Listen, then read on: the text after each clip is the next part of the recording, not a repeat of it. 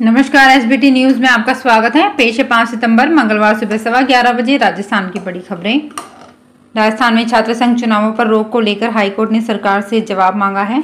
Justice Indrajit Singh की अदालत ने जय भट्ट और विकास घोसलिया की याचिका पर सुनवाई करते हुए सरकार, आयु कुलपति और रजिस्ट्रार को नोटिस जारी किए हैं। सरकार की ओर से एजी एमएस सिंघवी ने जवाब के लिए समय मांगा है। इस पर कोर्ट सरकार को जवाब पेश करने के लिए 1 सप्ताह का समय दिया है। याचिकाओं में कहा गया है कि विश्वविद्यालय ऑटोनोमस बॉडी है, इसलिए राज्य सरकार को इसमें दखल देने का कोई अधिकार नहीं है।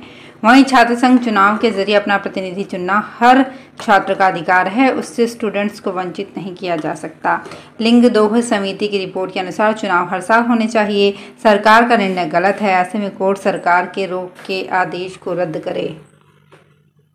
राजस्थान के मुख्यमंत्री अशोक गहलोत ने कहा कि केंद्र सरकार ईस्टर्न राजस्थान कैनाल प्रोजेक्ट को बंद करना चाहती है, लेकिन हम इसे किसी भी हालत में बंद नहीं होने देंगे। हम चाहते हैं कि ये परियोजना धरातल पर अवश्य उतरे।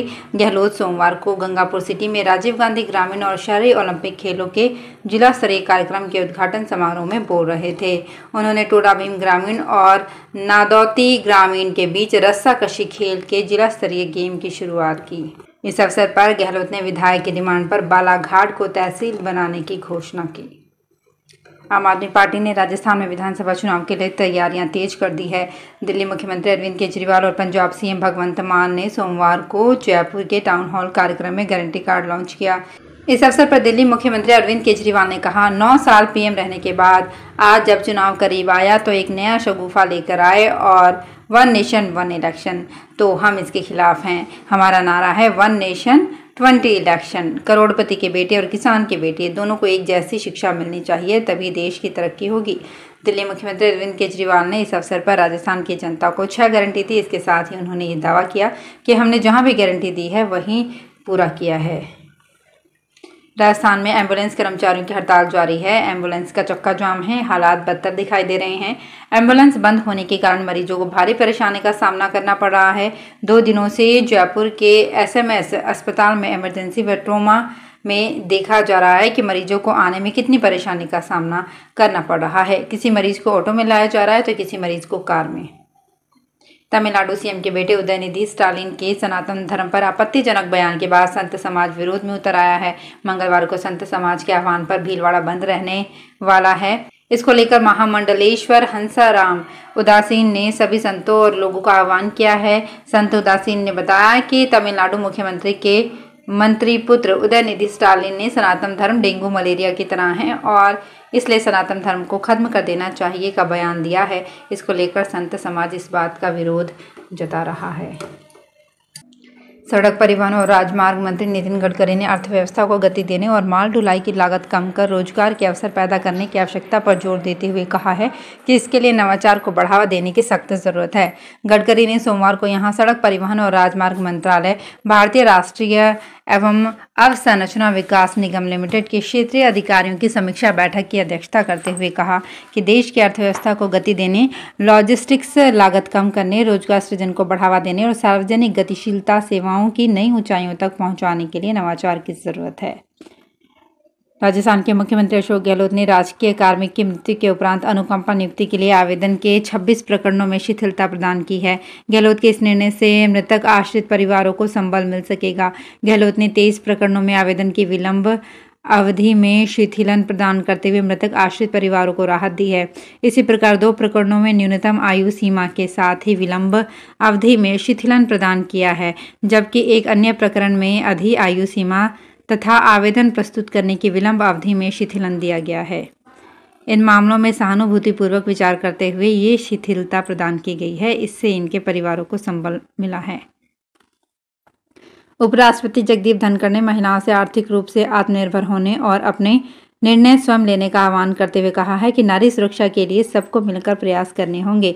धनखड़ ने सोमवार को जयपुर के महारानी महिला महाविद्यालय में छात्राओं से संवाद कार्यक्रम राष्ट्र निर्माण में महिलाओं की भागीदारी में भाग लेते हुए कहा कि महिलाएं हर क्षेत्र में प्रशासन, सेना, कॉर्पोरेट में सफलता के नए प्रतिमान गढ़ रही हैं। उन्होंने महिलाओं को कहा कि अपने निर्णय स्वयं लें और आर्थिक रूप से आत्मनिर्भर बने। राजस्थान के राज्यपाल कलराज मिश्र आज 5 सितंबर को अजमेर जिले में बांदर सिंदरी स्थित राजस्थान केंद्रीय विश्वविद्यालय आएंगे। यहाँ शिक्षक दिवस के मौके पर उच्च शिक्षा के क्षेत्र में उत्कृष्ट सेवा के लिए चयनित शिक्षकों को सम्मानित करेंगे। राजस्थान में अजमेर जिले के पुष्कर विधायक सुरेश सिंह रावत ने जिला कलेक्टर से आग्रह किया है कि पुष्कर मेला के लिए पुष्कर वासियों से भी सुझाव लेकर उन पर अमल किया जाए। अजमेर जिला कलेक्ट्रेट सभागार में आयोजित श्री पुष्कर पशु मेला 2023 की सलाहकार समिति की प्रथम बैठक में पुष्कर विधायक और पूर्व संसदीय राज्य मंत्री राजस्थान सरकार सुरेश सिंह रावत ने भाग लिया। उन्होंने श्री पुष्कर पशु मेला 2023 में प्रशासन की तरफ से की गई सूचीबद्ध की गई व्यवस्थाओं की जानकारी ली। राजस्थान कांग्रेस में टिकट वितरण से पहले ही सिर फुटव्वल की स्थिति बनती जा रही है। हाल ही में प्रदेश में कई जगह रायशुमारी से हुई मारपीट की घटनाओं के बाद सोमवार को आदर्श नगर विधानसभा क्षेत्र के दावेदारों की रायशुमारी के लिए रामगंज और आदर्श नगर ब्लॉक की संयुक्त बैठक में भी कार्यकर्ताओं के दो गुटों के बीच जमकर मारपीट हुई। इसमें कई कार्यकर्ता घायल हो गए। मारपीट की घटना जयपुर के पर्यवेक्षक आराधना मिश्रा और शहर कांग्रेस के अध्यक्ष आर तिवारी की मौजूदगी में हुई। दरअसल जयपुर जिले के पर्यवेक्षक और उत्तर प्रदेश से कांग्रेस विधायक आराधना मिश्रा शहर अध्यक्ष आर तिवारी के साथ सोमवार को जनता कॉलोनी के सामुदायिक केंद्र में आदर्श नगर ब्लॉक कांग्रेस की बैठक में दावेदारों की रायशुमारी के लिए पहुंची थी। राजस्थान के चुनावी रण में करणी सेना उतरेगी। 75 विधानसभा सीटों पर ताल ठोकेगी। क्षत्रिय करणी सेना भी अब की बार क्षत्रियों की सरकार कार्यक्रम शुरू कर 8 अक्टूबर को जयपुर में महापड़ाव का ऐलान किया है। क्षत्रिय करणी सेना के राष्ट्रीय अध्यक्ष राज शेखावत ने रविवार को बाड़मेर में प्रेस कॉन्फ्रेंस को संबोधित करते हुए बताया कि क्षत्रियों की राजनीतिक पार्टियों में भागीदारी को लेकर हमने 14 सूत्री मांगों को लेकर मांग पत्र तैयार किया है। बदलते समय के साथ अब तकनीक जीवन का अंग बनती जा रही है। देश में 21वीं सदी के अनुरूप विकसित हो रही तकनीकें अब खेती में भी देखने को मिल रही है। इन्हीं तकनीकों का उपयोग कर प्रदेश में अब प्याज लहसुन की खेती की जाएगी। इन नई तकनीकों से प्याज लहसुन की नई प्रजातियां पैदा कर किसानों को उपलब्ध कराई जाएंगी। कृषि विश्वविद्यालय जोधपुर ने राष्ट्रीय बागवानी अनुसंधान एवं विकास प्रतिष्ठान नई दिल्ली के साथ प्याज एवं लहसुन के अनुसंधान, नवीन प्रजातियों के विकास और उचित भंडारण के लिए 3 वर्ष का MOU किया है।